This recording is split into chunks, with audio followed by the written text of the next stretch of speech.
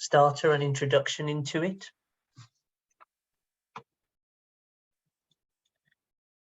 So I'm just going to now hand over to Rob Collins, and we're going to set the scene of who are CaBA. And Rob, please do let me know when you want to change slides, and I'll move them on for you. Thanks, Sanjay. Yeah, if you can move on to the opening intro slide, please. Can you hear me okay, everyone? Yeah. Okay. Morning all. Yeah, I'm Rob Collins. I work for the Rivers Trust. So we got a name check there from you, Anthony. I think all 7 Rivers Trust at least. So we are the umbrella body for around 60 individual Rivers Trusts across the country who kind of work to protect and restore our freshwater ecosystems. But I'm also heavily involved in the catchment-based approach, or CaBA for short. And in fact, I've just recently taken over chairing its national support group. And this is basically, this initiative, CaBA, has been running around 10 years now, and it was established by central government, DEFRA, to try and drive forward collaborative water management across England, with a sort of recognition back then that top-down regulation gets you only so far, but actually, if you want the best outcomes in terms of managing land and water, you need to sort of get the whole of society involved in coming together over the issue. So, so where we are now, next slide, please, Sanjay, is we have, well, in fact, about 10 years ago now, we've had around just over 100 river catchment partnerships covering the whole of England. A few of them across border with Wales, as you can see on the map there, in the 7. And these are each led or hosted by typically an environmental NGO like ourselves, so Rivers Trusts, Wildlife Trusts, Groundwork, similar organisations. Not exclusively, there are a couple of water companies who co-host, and 1 or 2 others in the mix, like there's a AONB, I think, as well. But what they've done is to steadily build over the years a partnership approach to managing each of these river catchments. So it's quite a unique mix, actually, of connecting the public, private with civil society. And the best of those partnerships, and the most diverse, would include water companies, local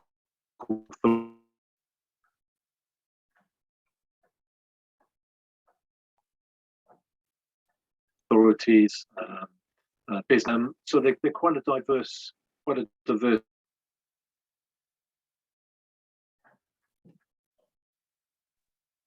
We seem to be losing you there, Rob. Can I just check? Yeah, we're losing you. You're coming and going, Rob. I might just. I'll turn my camera. How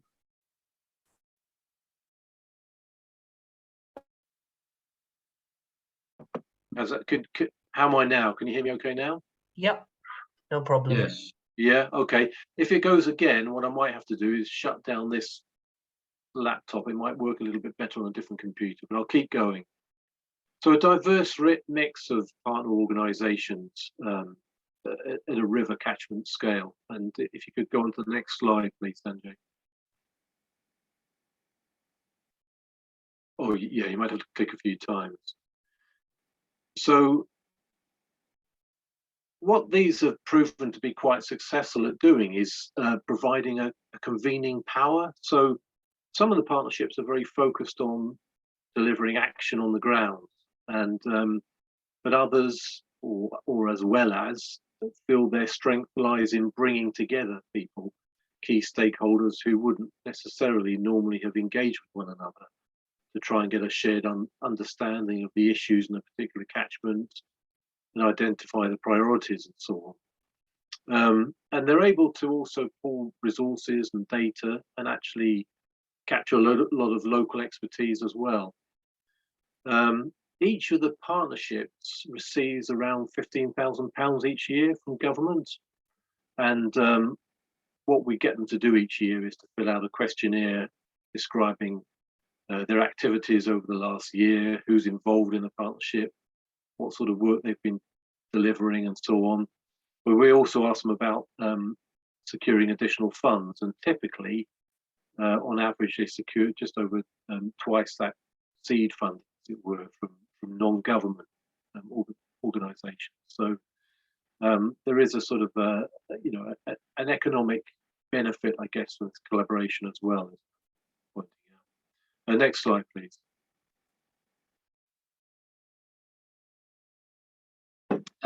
As I mentioned, we do have a national CaBA support group, and that's, as you can see from the various logos, that gathers many of the key players in the initiative.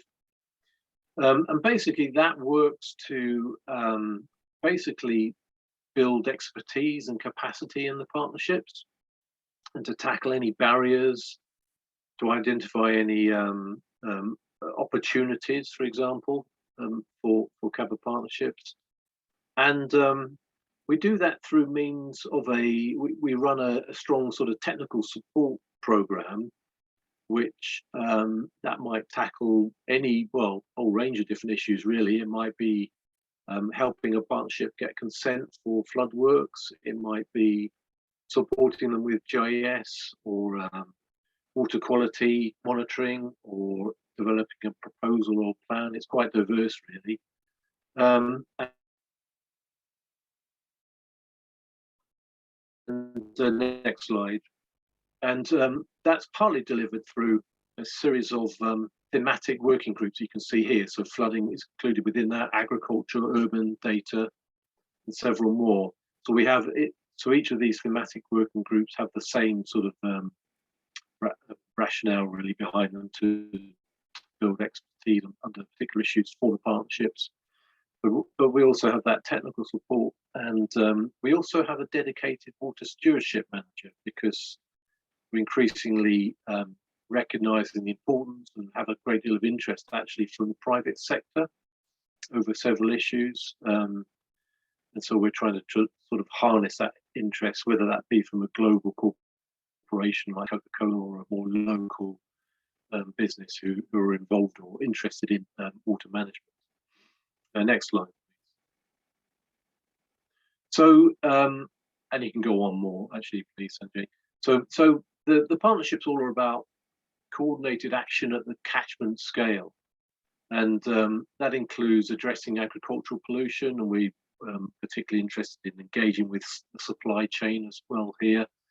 And that's often about water quality. So this particular example is work in East Anglia to prevent sediment runoff from fields through means of silt traps and cover crops and wetlands and so on. But actually, it's all relevant, I think, to water management, specifically in flooding, because sediment, for example, blocks pipes and culverts. So if you can trap that, that's good news for reducing flood risk. It's also about managing water better on the land and helping it infiltrate into the soil better, and reducing rapid runoff in overland flow. So the whole thing is kind of a holistic approach, really. That's one example. The next slide, please. This one's around tackling invasive species, which you really have to do in a coordinated way across the whole river catchment. If you do it in a piecemeal way, you get nowhere. So this is just an example of that in the Lake District in Cumbria, I think, whereby there's been some mapping of invasive species and a coordinated plan as to who does what to control and eradicate those species. But the whole thing, really, next slide, please, Sanjay, is underpinned by what we call nature-based solutions. It's a widely used term, I guess, but it can mean a lot of things. But basically, working with nature to slow water, to help it infiltrate, and that has, of course, several multiple benefits, not least around climate resilience, but reducing flood risk, and also importantly overlooked, particularly this summer with the drought, it's actually helping address water scarcity, holding water back in the catchment, releasing it more slowly, enhancing base flow, and so on. And this comes with a lot of work we do to target where those nature-based solutions can be best located in the catchment. So a lot of work to model and map and so on. Next slide, please. Oh, and this is just a sort of photo montage of that sort of work, some river restoration, wetland and pond creation, tree planting, riparian planting, installation of leaky dams and so on. So a whole number of nature-based solutions that include a lot of natural flood risk management within them too. Next slide. And that particularly includes these sorts of water storage areas. You can see in the photograph here, this is in Cumbria, where we've done a bit of work to actually quantify and monitor this feature pretty well.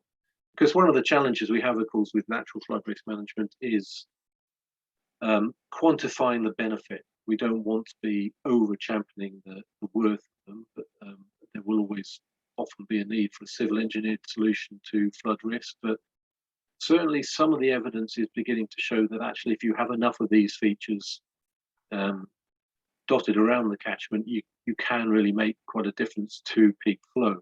So this particular one, this is in the catchment of the River Glendamakid in West Cumbria.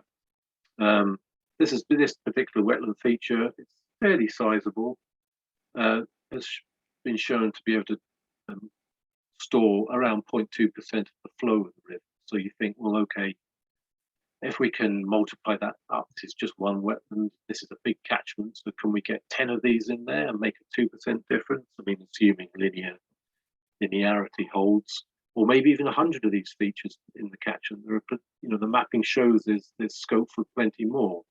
But other measures too, in terms of slowing flow. It doesn't just have to be wetlands. And then you can see that actually, well, maybe collectively you're making a 10% difference to the flood peak, and that really is starting to tell. I should have mentioned actually, we're doing a lot of this work under we've got an Interreg funded project called AA Floods that's very much focused on this collaborative effort to addressing flood risk and bringing in and tackling that through nature-based solutions, natural features as well. And that particular project is about to kick off with some modelling in a neighbouring catchment in Cumbria, looking at, it'll be applying a flood model, but also looking at incorporating within that scenarios of natural flood risk management. For what effect, how effective can they be? They're scattered and distributed throughout the catchment. What impact can they make on the flood peak and so on? So that's an interesting piece of work that's just about to kick off over the next year. Next slide. And then just to mention, so those are rural examples, and this also looks pretty rural, but actually it's in North London. This is in Broomfield Park in Enfield, a wetland that was created just recently, a couple of years ago. And basically to the right of the picture, the north, there's a big urban area with obviously a lot of housing and roads and impervious land and runoff. The land slopes right to left and slide, and a couple of big surface drains that take that runoff across the park. And actually to the left of the slide is another urban area at risk of flooding. It's quite high priority under the Environment Agency mapping. So what this wetland does is to intercept a couple of those surface drains. It breaks them open. They flow through the wetland, and there's something like 3,000 cubic meters of storage. Obviously depends on current levels of water in the wetland. And actually that's a nice example of reducing flood risk in the urban environment with water quality benefits too. And also it's gone down a storm with the local communities. There's that nice angle of helping local communities engage with nature. You can't see it in this photo. There's a little walkway and a bridge across the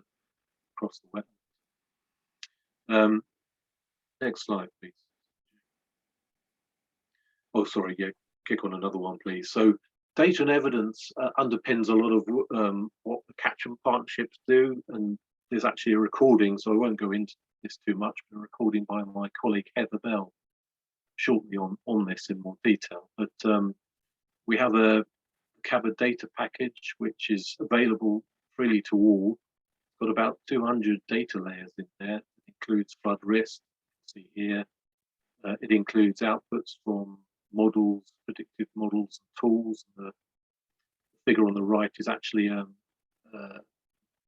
tool to predict sediment loss from rural land, and again, that's had application in terms of flood risk because in localities, for example, like Leicester, there's been a lot of work done on reducing flood risk by looking further up the catchment, not only to trap water but also sediment, because they found there that actually that sediment has really blocked up culverts and drains and whatever else down in the city itself. So that package is freely available to all. And next slide, please. Just to add that each of the partnerships, all 106 of them now have a catchment plan.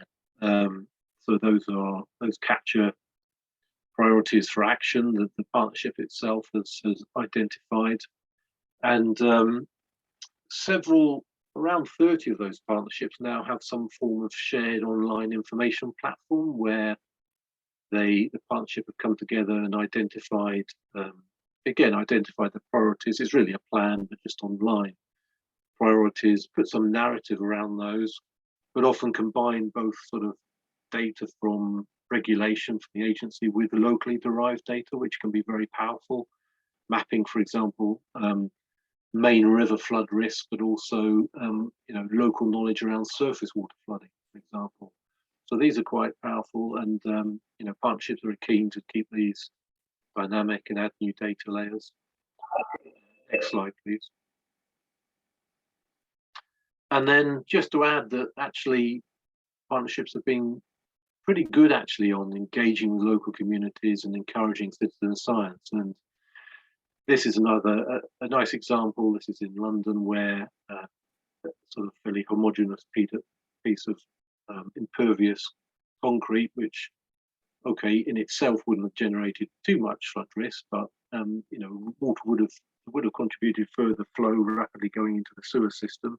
There's a nice bit of community work here to dig it up, mulch it, plant it up, and allow rainwater falling on it to infiltrate. But actually, it's been designed to collect runoff from the road coming, you can see, going into the distance there. So it does a neat job of reducing flood risk in itself. It's a nice feature for the community. So there's that sort of example too. Next slide. And if you look on the CaBA website, there's a huge amount of information, tools and guidance for citizen science and volunteers, and that includes several guidance documents on natural flood risk management, including, and I meant to put the link on here but didn't, a very recent one from Syria that's a couple of my colleagues contributed to, that's really quite a very useful guide on NFM. And I think next slide, please. And so that's a real whirlwind tour through CaBA. I hope it gives you a feel for what the partnerships are up to. But I think the reason Sanjay and I really began talking, and Heather as well, on this issue, is that we feel there's real potential benefits from local flood action groups working more closely with CaBA partnerships. Benefits to both sides. There's what CaBA can bring are the data sets, that holistic approach to tackling an issue, including flood risk at the catchment scale. So addressing the problem might manifest in the town, but actually some of the sources of the problem lie a long way upstream. And also to draw in a new set of stakeholders. And I would think that Sanjay and Heather would argue the same from the local flood action perspective, that they bring skills and expertise as well, and we just feel that there's real benefit, I think, from working more closely together. And I know that happens in certain localities, but it'd be nice to drive a closer working model without making it too formalized. But I think that would open up, potentially other funding sources and other stakeholders, and just make the whole flood issue more powerful and get it empower those at a local community scale. Thank you. Thanks, Rob. So everyone, I'm just going to move on to the next section. And for those who joined a little later, I added the Slido link in, but I think because of this morning's issues with technology, I think what we can do is, if Slido isn't working, I will open up the floor when I show the next kind of interactive slide if people are finding it difficult to use Slido as well, so we can kind of at least get some feedback and thoughts as well. So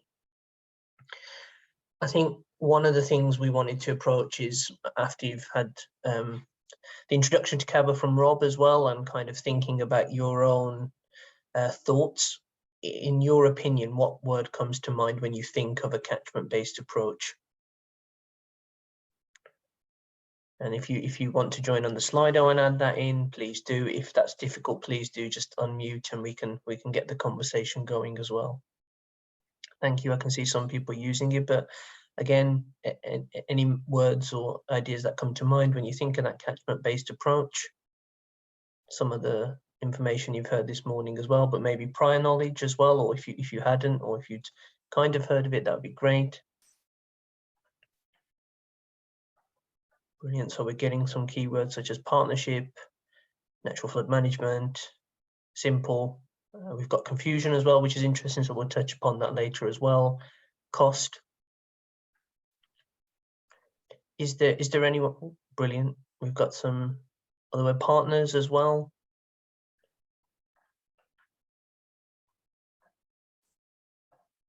So I think throwing it out to the floor, sorry, again, I'll just repeat, for those who might not be on Slido, please feel free to unmute if you'd like to share what word comes to your mind when you're thinking of a catchment-based approach as well. I'll throw it out there, we'll give it a couple more minutes as well.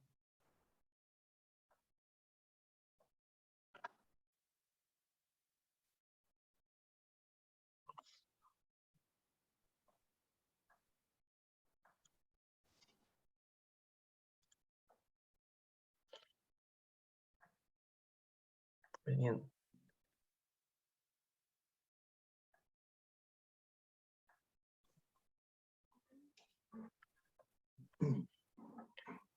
Excellent. So we've got some real interesting words and thoughts there in terms of what comes to your mind when thinking of a catchment-based approach.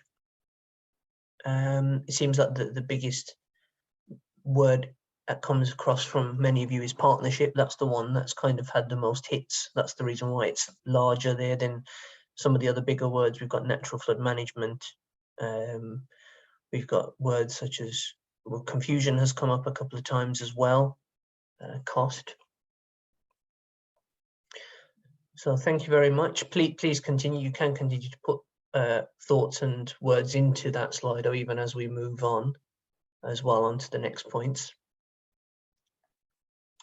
So I'm just going to, as Rob mentioned, his colleague Heather Bell did do a short presentation as well. She wasn't able to be with us here today, but I'm just going to play through her slide set. Hopefully you should all be able to hear Heather's presentation. If not, please do let me know and I will ensure that we can make sure everyone gets to hear it. I just start to play it now.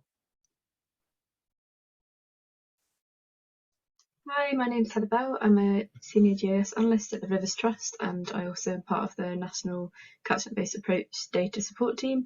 I'm here today to talk about data that would be useful for the local flood action groups and also as part of CaBA catchment partnerships. I'm going to briefly talk about the CaBA data package and some of the layers that might be useful, and then I'm going to go on to some other tools and software that we use across catchment partnerships.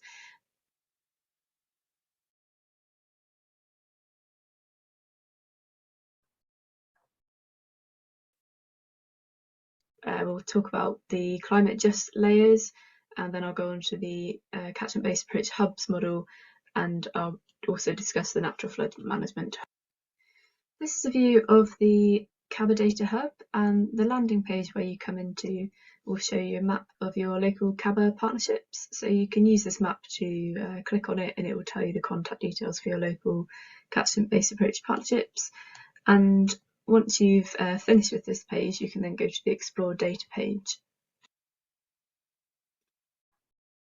So once you go onto the CaBA Data Explorer page, you'll see this map view appear, which shows you essentially all the data that has been curated by the catchment-based approach into the CaBA data package for an online view. So it's open to the public and it's freely available. There are some data sets which you'll have to get through your catchment partnership by linking with them that are or will need to be downloaded to a desktop. There's not that many of these now, but most of them are available online.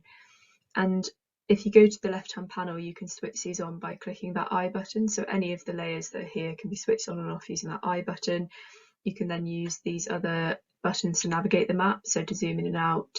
You can also search for a location, and you can change the base map to the satellite imagery, which might be useful in some cases. Here's the full link below to the app that opens in the full page, or you can reach it through the Catchment-based approach data hub on the Explore page.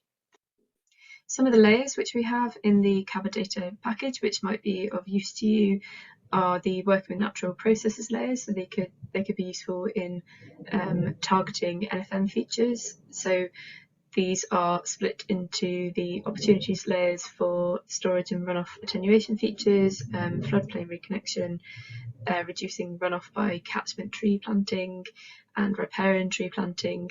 And there's also the ELMS targeting maps, environmental land management scheme maps. There's a number of flood maps on there as well that show surface water flood maps that have indicative risk that are from the Environment Agency, and also the flooding from rivers and sea Environment Agency layer. CaBA Live is an online platform which we're currently trialling at the Rivers Trust that we have purchased a license for, and we're seeing how useful it's going to be across the movement. So essentially, it is an online platform where users can edit the terrain data to explore the impact on flood risk. And the benefits of it are that it has already had the analysis pre-computed, which makes it very quick to use. So we've found that most catchment partnerships are using it with stakeholders to quickly kind of edit on the fly the terrain data for their local areas and see looking at a range of NFM options quickly.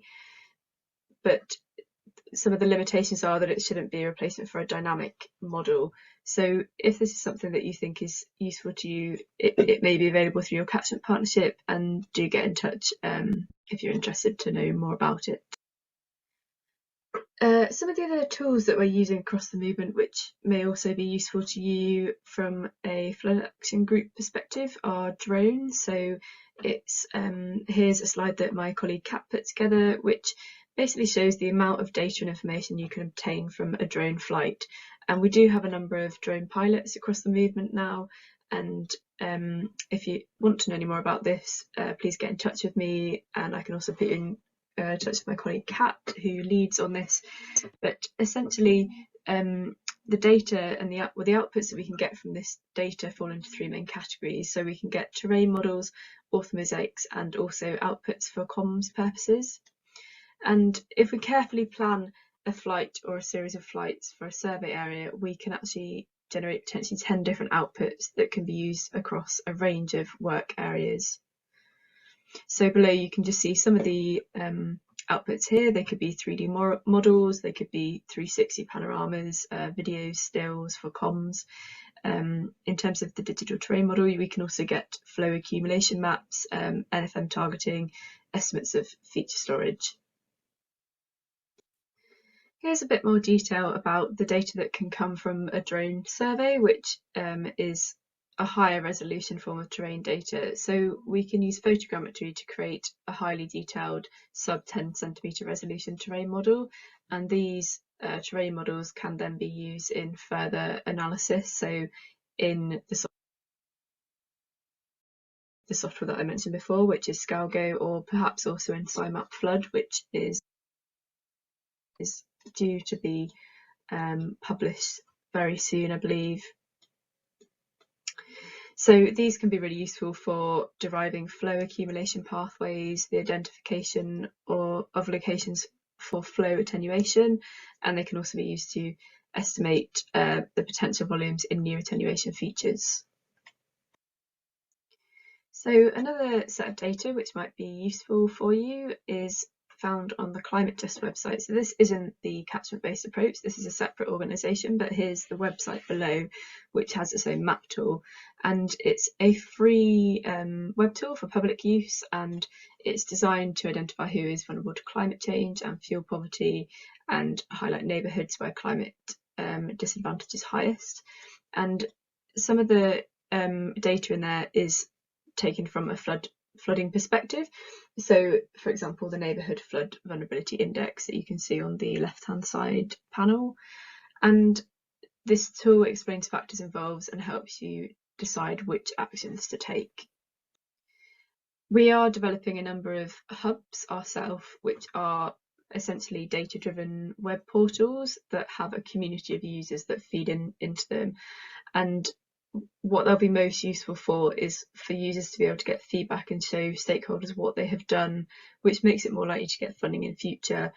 And we can, through the use of these, give community users a free license, and they'll be focused around education. So one of the hubs that we're building is called the NFM Hub. So the NFM Hub, or the Natural Flood Management Hub, will be an example of a positive loop for data gathering, which will feed into future funding opportunities.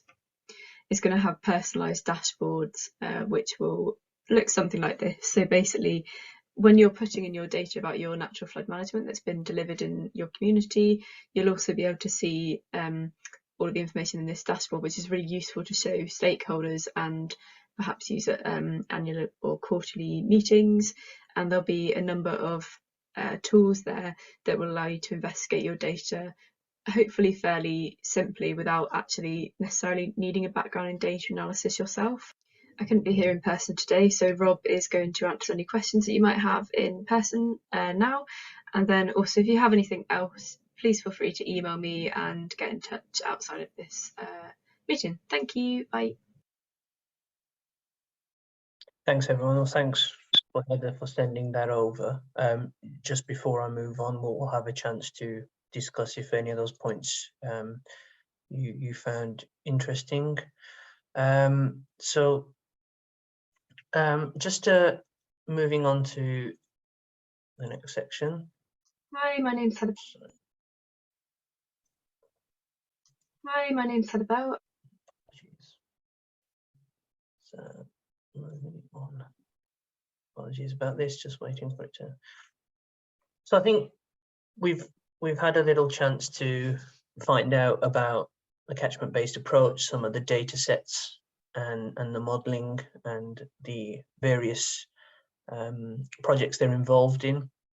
I think what's really key for today's discussion as well is, well, how do we fit in that space that I've circled in the red there between flood action groups and catchment-based approach? So as we can see, coming from different spheres, what is that section in the middle where the overlap is that you as flood action groups feel the needs to kind of work together on things? So obviously looking at working across those water environments for yourselves as flooded people, flooded communities and flood action groups, what is it and how do we think we can get involved and work together with these?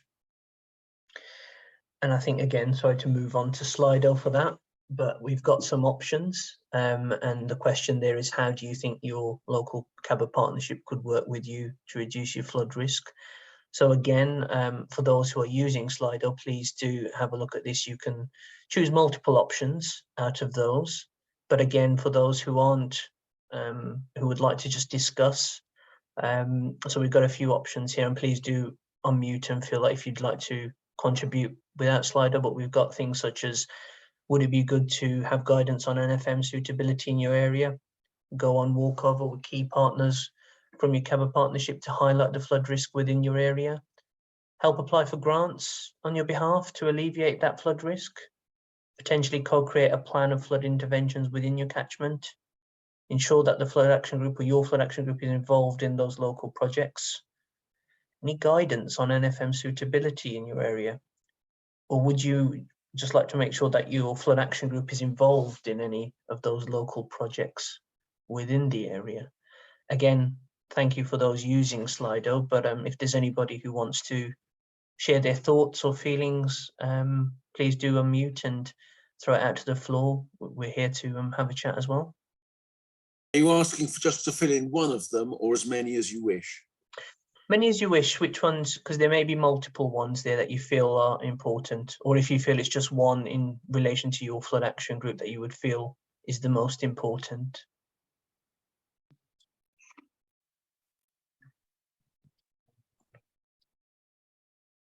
So I think having understood a little bit about we've had some information given on some of the data that CaBA holds, some of the information, some of the projects they work on. Do you as flood action groups currently, is there anything else you'd like a bit more support or work on? And these are some of the ideas, but there may be some others that you may think of after this.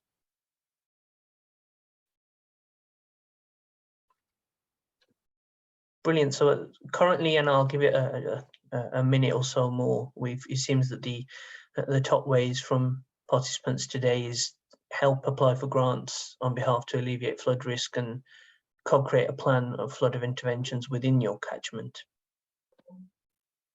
I think we've got quite a nice spread across.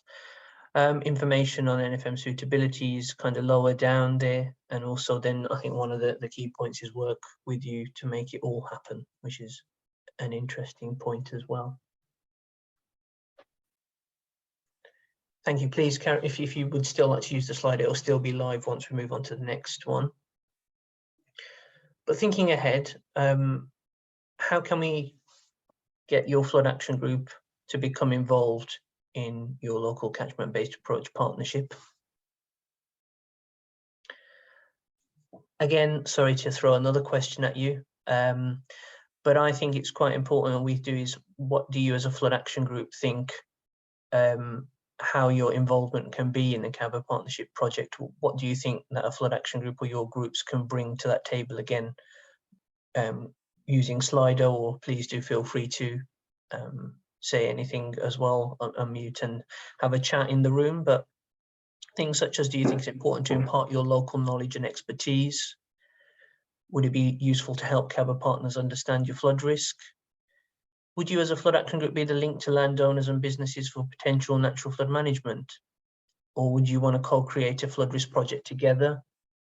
Are there other current projects that you may know of that may need your support and expertise as a flood action group? And are there any wider projects as a flood action group, so getting involved in volunteer projects, bringing other parts of your community together as well?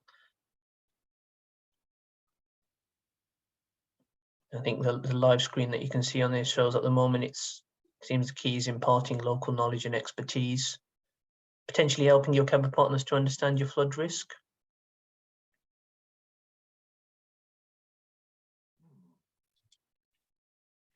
Was there anything anyone wanted to share regarding this, or any thoughts outside of the points there of how your flood action group could be involved in a CaBA partnership? Does anyone have any other thoughts or questions or queries on that?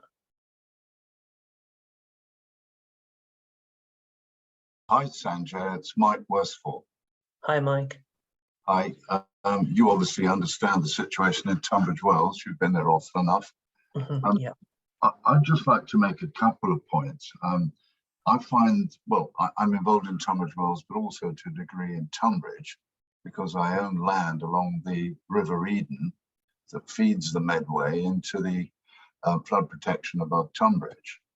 And one thing I found on the Tunbridge side was that concrete solutions, quite literally concrete solutions on flood barriers, are the sort of thing that catches the attention of those downstream much more easily than the concept of capturing water in flood in water meadows, which in my opinion ought to be financed by insurance companies.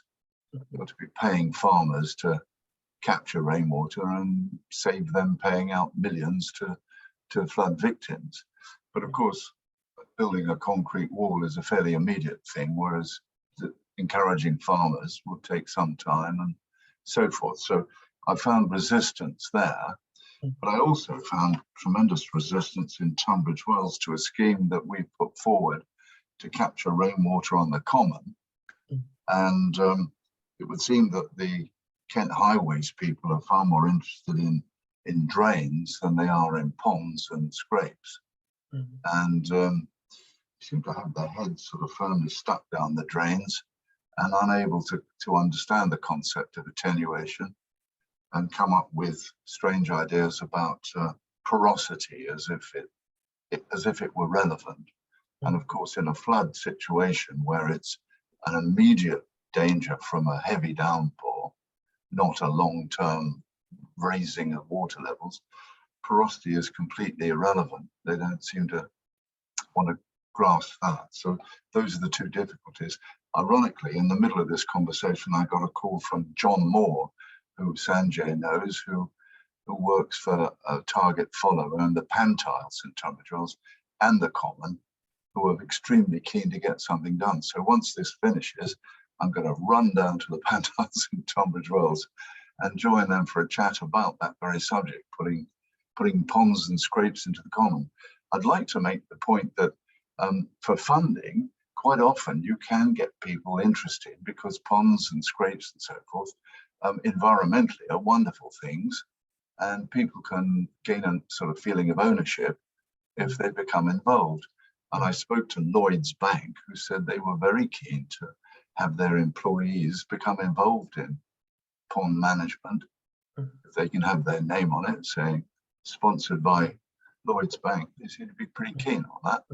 And I'm sure other companies would be too. So drawing financial big operators into schemes could be a very useful way to move forward. No, Just thanks, that. Mike. Pleasure. No, that's really interesting. And I suppose that having a bit of a snapshot of a catchment-based approach partnership, and earlier Rob touched upon the kind of urbanized work as well, that partnership, that's something of interest too, possibly, of working together with those, bringing those wider organizations in together as well to see how you can work together with the Flood Action Group potentially. Rob, I just wanted to bring you in as well, because I've got a couple of points as well. And you did mention about agreeing with the Highways focus on engineered solutions. Was there anything you'd like to add to that from what Mike was discussing? Well, two points really. Yeah, I agree with all of those points, or at least that's kind of reflects my experience. I think very interesting, the Lloyds element. That's just exactly the sort of thing I was talking about. How we're trying to, not always easy, trying to encourage private investment into these sorts of land water management issues. And yes, it'd be nice to maybe connect after the call, Mike. But on Highways England, we've been frustrated with them over the years because I think they sort of get that there are some real opportunities here beyond engineered solutions, not just for flood risk, but for addressing water quality. Although of course, typically solutions do address both at the same time. But one thing we've found a challenge is that Highways England have these huge framework contracts that they've established over many years with big consultancies, and they're basically kind of focused around engineered solutions. So it's been a battle to try and break into that. We have had some minor successes where one or two individual rivers trusts have come up with a really good idea for a more natural solution, and then had to sort of sit back and accept only 10% of the pie, as it were, and allow the consultants to run off with it, or it's become kind of second fiddle to a more engineered solution. But so we have raised this with Highways England, and it possibly slowly we're getting somewhere, but it's slow going. Thanks, Rob. And there's just one other point, Rob, from somebody Flood Action Group who are asking, their flood risk is largely from the sea. And obviously we've talked about the CaBA partnerships. Do the CaBA partnerships also look at flood risk and flood and management around coastal areas too? They do, but only in one or two localities, really. I would say you've got the coastal partnerships, it all gets a bit complicated, but there is the coastal partnerships network, some of which are pretty good and understand all of this and understand the coastal flooding and so on. So they would be. It's not to say CaBA doesn't encompass the coastal aspect. It does, but I think it's more in select locations, and then the coastal partnerships might be more or as engaged in coastal flooding. How might I get in touch with the coastal partnership? What I'll do is I have contacts with they have an umbrella body in much the same way we are for the Rivers Trust. So I'll email that to you, Sanjay. If you want to, then you can circulate that out. Yeah. Yeah. Good, thank you. Yeah. I mean, the other angle we've tried to break into with CaBA and Rivers Trust is regional flood and coastal committees. And again, you've got to. It's kind of a battle to win over hearts and minds with the more of a natural solution. I think because they've kind of been driven over the years with how many lives will be saved, and rightly so, but how many houses protected. And that's not an easy thing to simply quantify when it comes to more nature-based and natural solutions, which is why, as I mentioned in my talk, we're very big on monitoring these features and really quantifying them, really understanding them. So we don't, we're not trying to pull the wool over anyone's eyes, but it would seem to be that, the monitoring that's been done by, well, not just us, others as well, that if you put enough of these features in, you can get, you can begin to make a difference. I mean, without ranting on too much, I think we were hopeful that the Elms initiative could have helped here, that funding could have gone to farmers and rural landowners to manage their land and to be compensated for it or incentivized with a view to reducing flood risk. Talk of water meadows and wetlands and so on, and tree planting. That no pun intended, that now seems up in the air, up in the water, drowned. Not sure the latest with elms now in the last few days, but that that was a mechanism that we were hopeful about. Yeah, but I can, I'll circulate the coastal partnership lead via you, Sanjay. Brilliant. Thank you, Robin. Thanks everyone for the points, and I'll move on to the next part, which is kind of just thinking a little bit about some good practice and making sure that we can link in your flood action group with your CaBA partnership. So thinking ahead, and National Flood Fund will help with this, and we'll get some information to share with you, but making sure, are you aware of the existence or indeed the remit of a local partnership within your area? I'll share the link Heather did in a presentation of, are you able to go and see if there is a partnership within your area? I think thinking ahead as well, where there's a risk of flooding in the catchment, can your flood action group work with your CaBA partnership once you've identified that they're there for better integration? Maybe some of the thoughts and feelings you had in previous questions, can we link them together?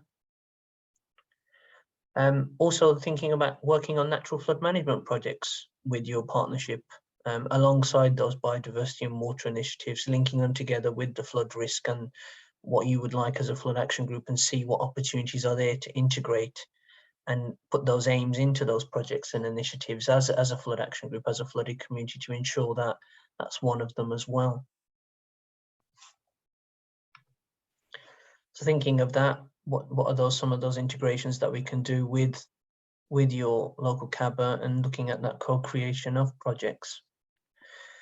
So National Flood Forum did a piece of work about 18 months ago now, where we looked at what would the benefits be of working together with flood action groups on projects within their local CaBA. So some of you may have been part of that study. We did go to our flood action groups across the country just to find out, kind of, had similar to some of the points we've asked you today, do you know your local CaBA? Do you understand what they do, where they are, and what are the kind of things you think as a flood action group would be beneficial to you with working with them? And that we produced a report at the end of it, which there'll be a link afterwards for you all to read as well.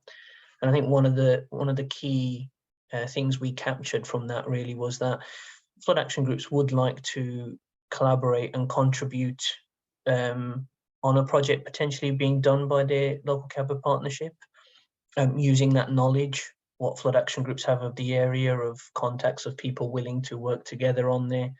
Would they be able to, and some of you have touched upon it today as well, accessing that funding by working together and ultimately building that understanding and trust, so you're all working on the key thing. And kind of one of the real points that came across from that was looking at solutions, working together for flood delivery, understanding the issues, targeted projects, and making sure that there's better support and working together. So I think there is scope and appetite from flood action groups and from CaBA to work together, and it's finding that kind of key identifier of what you could do together as well and how they work. I think again, so we'd like to ask you, having understood a little bit and having learned a bit more again about CaBA, for yourselves in your flood action groups, what would be the most important aspect for you to want to join that CaBA? So thinking of, and this is an open-ended point, so please do feel free to add on Slido, but again, throwing out to the room, instead of getting you typing, if you'd like to share thoughts as well, having heard this, what would be the most important aspect for you to want to join your local CaBA? Hi, Sanjay. Yeah. Yeah, Bill from Westwold's Slow the Flow in East Yorkshire. Quite early on, we've been going about 2 years now. We are a catchment-based partnership looking at a very small catchment, 65 square kilometres, but it's quite distinct from, for example, the River Hull to the east of us and the River Derwent to the west of us and so on. And we've got people from the local CaBA who do participate in our workshops and meetings and events, but on asking whether we could join, because the question is, what's the most important aspect for you to want to join your local CaBA? I can't join it because we're not a constituted group. We're an informal partnership, and they only accept legal entities like East Yorkshire Rivers Trust or Yorkshire Wildlife Trust or whatever. So there's a bit of an issue there, I think, as to, you know, how engaged can individuals and informal groups become, and they're also, I think, quite reasonably, they're a bit resistant to, for example, what they see as parish-based groups. We're actually representing about 6 parishes, but they're kind of worried that if they invite one parish in, they're going to have to invite 30, and that just becomes immediately unwieldy. So there's a bit of a question of scale there as well. And I don't, it just sort of feels like, although we have people connecting us, it does what it does and we do what we do. And I would like to see more interaction, but I'm not quite sure how that can happen given that we can't join it technically. Okay, that's really interesting, and I think that's something maybe we can take away and discuss about the joining side of it, in terms of being a constituted group. I think that's something we could ask Rob. Sorry, it's Heather here. I think that's something we could ask Rob as well. But it's not certainly not a blanket approach. We have got flood action groups that aren't constituted on CaBA groups. So that's interesting to hear. Rob, have you got any thoughts? Yeah, actually, I don't think that should stop you joining. There's nothing that says that a CaBA requires a formal organisation, you know, with a charity number or a company registration number. There's nothing. It's actually, that's just not true. I mean, I can see, well, just to say that, you know, if I can see there's an issue if you allow one to join, there's another 30, but there must be ways around that where you can get a representative to go along to meetings, for example, or other models are available. Like, for example, some partnerships have sort of a core steering group with, say, 3, 4, 5 key organisations, and then they meet less regularly but much more loosely with a wider grouping of others, where that could work as well. So, but I don't think any partnership actually should be turning anyone away. I mean, I could see there's perhaps a few logistical hurdles, but I don't think it should be a flat no. There's no Well, way to cover yeah. To be fair, it wasn't a flat no. They said that we could, I think something like we could be affiliated with, but not a member of. But the consequence of that is that we don't attend any meetings, so we don't really know, except by a kind of trickle down, what's going on within our local CaBA. Yeah, and that's just daft. I think they should, you should have access to actions and so on, and because those benefits that Sanjay just showed earlier, to make those, to realise those and get synergistic outcomes, it's the lines of communication have got to be open and transparent. Yeah. Okay. Thank you. Thank you. David, you had a point, and I'll come to Anthony afterwards. Yeah, thanks, Sanjay. Very interesting discussion, this. The first question I had was going to ask earlier, do CaBA know about flood action groups? Because we've got a flood action group here in Collier Street, and I don't think CaBA's ever contacted us, and vice versa. So is there a mechanism for us to share the groups that are in existence with those people in CaBA in whatever area they're in? The second point is, I'm really interested in this point that Bill's just made about working together, because as you know, down in Kent, we're trying to put groups together. And I actually think that that is a really good way of getting involved with CaBA, because we're looking at producing or forming a Kent-wide group, and we're due to meet in October to try and look at that. And it seems to be the right way to go, because as you know, my view is we must be working in partnership, because the other problem is that there are odd groups setting themselves up, and nobody knows quite what's going on, and it's a big issue. And we've got to tackle this, because we have to work together, because resources are thin on the ground. Definitely, and I'll leave it at that. Thanks, David. I'll bring in Rob for the first point of your question about the accessibility, Rob, of finding out the CaBA partnership. Yeah, I think it's work in progress, isn't it? Really, because we had a webinar. When it was now, it wasn't so long ago, was it, Sanjay? Where basically Sanjay presented to Catchment partnerships, CaBA partnerships, about local flood action groups and National Flood Forum and so on. So that was really useful.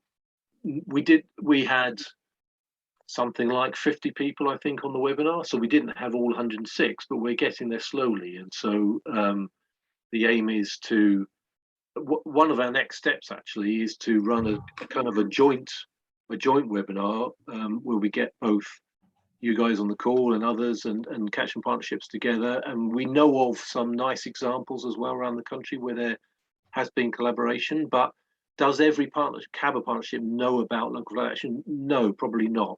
No. So, but it's work in progress. But just to say, just to add to that point, Rob, I think it is really a good point to say about the next webinar, because actually what we'll be doing is joining flood action groups up with CaBA partners. So you will actually, might even be one on that webinar that's from your area, and you'll immediately have a contact. So yes, the next webinar we're doing will be quite exciting in that respect, I think. There will be a joining together of both sides. Yes, and just to add, we run a CaBA newsletter each month that goes to all the partnerships. Well, actually goes beyond that, goes to a couple of thousand people. Anyone interested in CaBA who signed up. So if there's anything you ever want to, and the report that Sanjay mentioned would have been was circulated to Catchment partnerships via that newsletter. So that's on the CaBA website.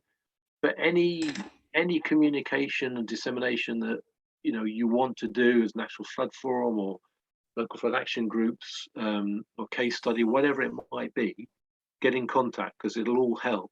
We can put it in a newsletter, or we can put it on the website and link to it in a newsletter. It all helps. But we do, today is one part of the process of just helping everyone become more aware and you know, get over the teething problems and so on, and actually slowly moving to this more collaborative model without forcing it upon anyone. I think that's the other thing. You know, it'll work in different ways around the country. There's no one perfect model, and individuals will dictate, you know, how it goes. But if we can just sort of shift, we just see, you know, real benefits. We can gradually evolve this closer working model. Thank you, Rob. Sorry, Sanjay, can I just follow up on what Rob said? Are you able to publish a list of all the people who are present at this webinar so that those of us who aren't terribly computer savvy can print it off? Yeah, what use it as a basis for contact. What I'll do, Mike, is with the links and everything, I can make sure that they're all sent to you, and I'll make sure, for example, all the information where you can get from CaBA is sent to you as well, so it's not all tech based as well.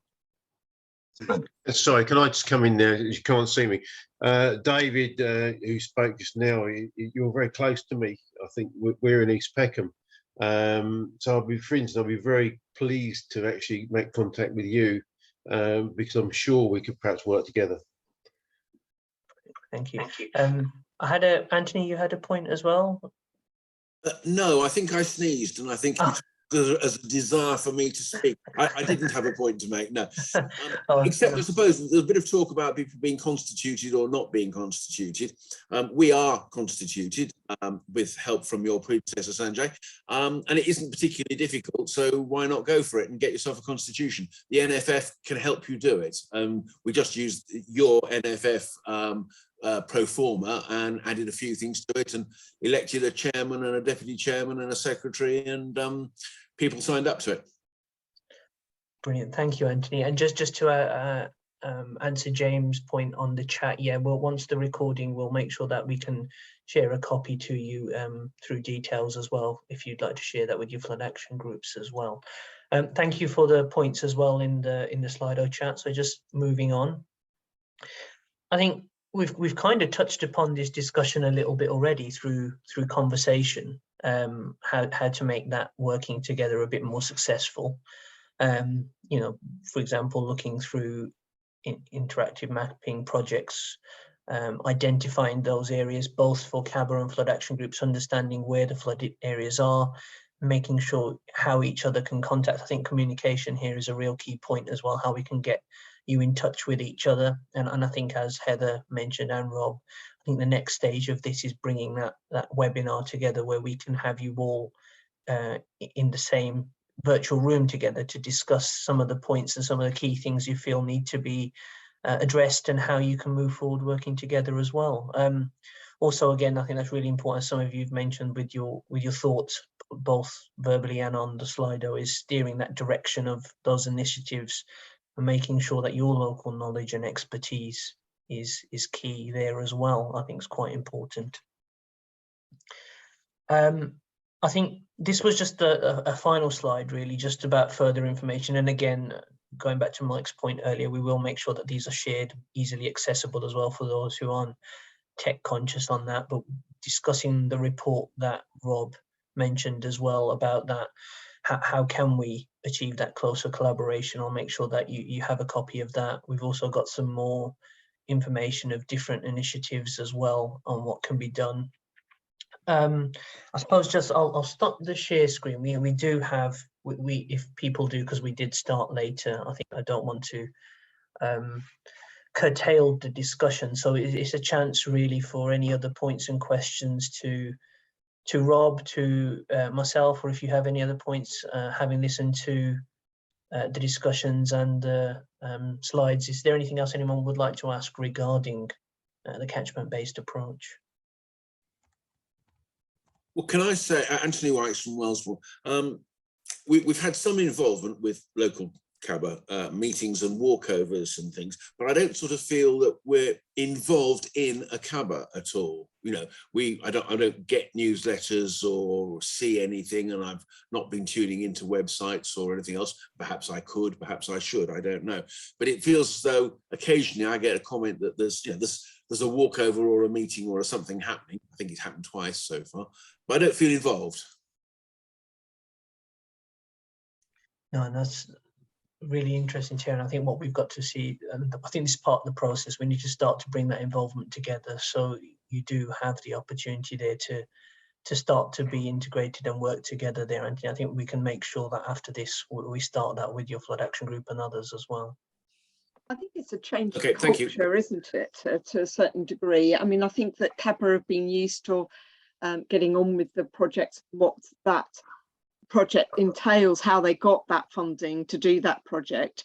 And sometimes I think people can be an afterthought. You know, they're often needed for volunteering, to keep an eye on things, etc., which a lot of people are very enthusiastic to do. But however, there is this a growing need really for flood action groups to be involved and to be co-creating, and also to help that CaBA group to understand that flood risk better. And I think that what we need to do is go on this journey of changing that culture so that it becomes automatic rather than an afterthought. What would your thoughts be on that, Rob? Yeah, I agree. And sorry, Bill had his hand up for me, but I'll carry on. But yeah, I'm thinking what we could do, for example, at the national level is just, well, I don't know how best to do it. You guys could say, but we can put out a call in the next newsletter to say, look, you know, words to the effect, do you know about your local flood action group? If not, here's how to contact them. And then we could link to the report again, Sanjay, as just a reminder. Look, we've done this piece of work. We all, agree there's some benefits here. So that'll just be a reminder, and that way, that helps us. If we put that out nationally to the newsletter, we can then, when we're working with partnerships, we can also sort of just note to them and say, I mean, if there are real issues at an individual level or a particular locality, that's a slightly different issue. But in general terms, I think we can start doing that and push that. And I think this body of work anyway will hopefully push us to a closer working model. Thanks, Rob. I'll go to Bill next, and then I'll go to John afterwards. Yeah, thank you. Just wanted to note in the video presentation, I can't remember her name now, the lady who presented it, but she talked, amongst other things, about the ScalGo Live, which I've seen that software in operation, and it's quite astounding. Works in a web browser, uses LiDAR data, which is very high resolution, and gives you immediate information on things like flow paths and so on. So, but it's also quite expensive. So the idea that CaBA has license to copy and could make it available through either local catchment groups or to flood action groups is really worthwhile. If you want to investigate how water works in your area, that's a tremendously useful resource. So just like to say thanks for bringing that up, and hope we do get to discuss how to use that and interact with it at some point. Thank you. Thank you. I'll go to John, and then we've got just a couple of things in the chat which we'll cover as well after. John, you had a question point? Yes, I wonder if Rob could help me on this. Rob is, as you know, the Rivers Trust. Is our local Rivers Trust, the Trent Rivers Trust, part of CaBA? Yes, they are. There's the SAW. Trying to remember them all. There's yes, they are. In short, they probably are involved in at least 3, I think, certainly 2.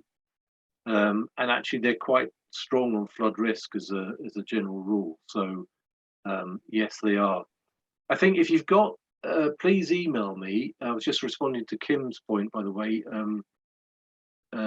Please email me if you've got any queries. But if you want me to sort of, do any nudging or provide names, localities, I mean, you can find a broad contact of each CaBA partnership host on the CaBA website, but sometimes it's quite useful to know who to go directly to. So yes, they are in short, but yeah, if you'd like an introduction or a nudge or something along those lines, then I'm happy to do that too. Well, no, actually, the reason I ask is we had a meeting. Well, actually, it was a walkover rather than a meeting with the Trent Rivers Trust on Friday, who are actually, I believe, in a meeting today with the lead local authority, which in our case is the Leicestershire County Council.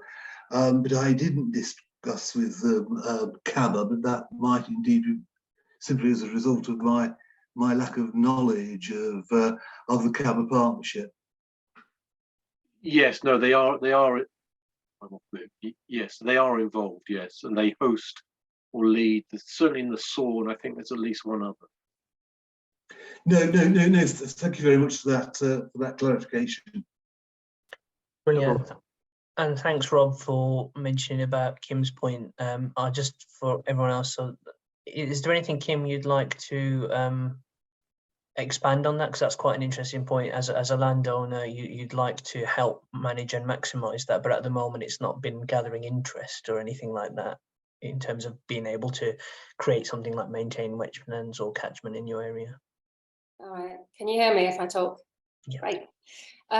Yes, so it's an old mill area, so I've got a leat in the river that runs through, and during flooding the river and the leat breaks its banks, and this area works as an efficient catchment area, and I think probably protects houses further up.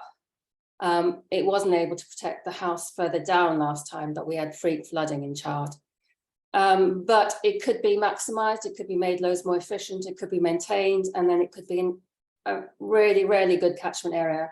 The district council, I've spoken to loads of people, and they all say nod, but no one really has.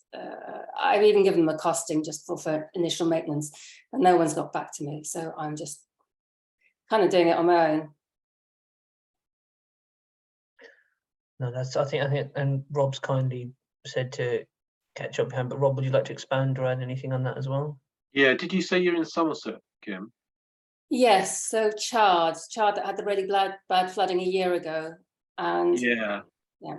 There is an not unusual, but what's quite strong just there is this Somerset Rivers Authority, I think they call themselves. Yeah. They don't come under CaBA. It's unusual. It was established, I think, by government in response to the Somerset flooding a few years ago. So they kind of sit slightly separately. It's an unusual situation, but they could potentially help out. But I'll see if I can dig out. Sanjay, if you don't mind circulating my email address, I think I've typed it correctly on there, but not everyone can pick it up on the chat. But after the call, then if anyone wants to get in contact, but I can try and dig out the key contact there. Yeah, sure. What I'll do is, after the recording, I'll finish. Once the session's finished, I'll make sure everyone, all participants, you get a copy of the links to all the presentation slides and the link to the reports as well. And I'll make sure Rob, those contacts are in there as well. Thank you. Brilliant. Are there any other points, or is everyone happy? And as I mentioned, I'll make sure that all that's circulated. But there's nothing else. I'll say thank you everyone for coming on. Thank you, Rob, very much for coming on as well, and thank you for Heather as well to give the presentation, even though it was quite good. I think that's the first time with technology I've seen one used like that, so that's great. But again, yeah, thank you everyone. Thank you so much, and we do have those details, and we'll make sure that gets over to you as well. And as mentioned earlier, we will be in touch with the next webinar, which will be bringing yourselves as flood action groups and CaBA partnerships together as well. So bringing that forward and getting that collaboration and working together as well. Brilliant. Thank you very much, everyone. Thank you. Thank you. Bye. Bye-bye. Thank you.